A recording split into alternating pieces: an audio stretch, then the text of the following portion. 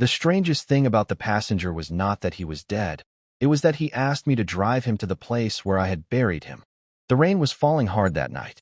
The streets were empty and silent. David Miller had been driving his yellow taxi for almost 12 hours. He was tired and just wanted one last ride before going home.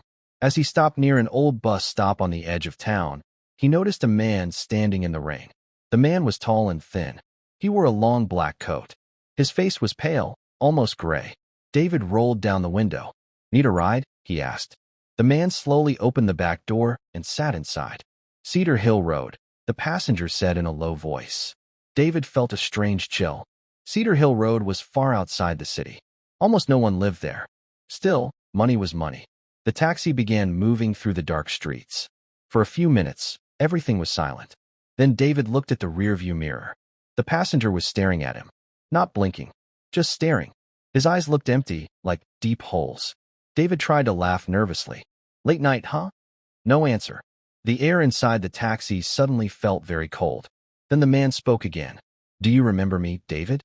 David's hands tightened on the steering wheel. "How do you know my name?" he asked. The passenger leaned forward slightly. "You drove me last year." David felt his heart begin to pound. "No, I don't think so," the man whispered slowly. "You drove me to Cedar Hill Road." David's breathing became heavy. "I drive many people." The passenger's voice became colder. "Yes, but I was the one who had the briefcase." David suddenly remembered. A year ago, a drunk passenger, a fight over money, a body, and a shallow grave near Cedar Hill Road. David's face turned white. That wasn't you," he whispered. The taxi headlights suddenly flickered. David looked in the mirror again. The passenger's skin looked rotten now. His eyes were black.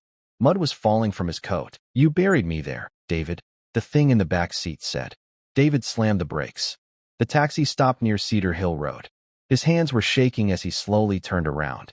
The back seat was empty. No one was there. David breathed heavily. "Just my imagination," he whispered. Then he heard something behind him. A wet whisper next to his ear. From the front seat.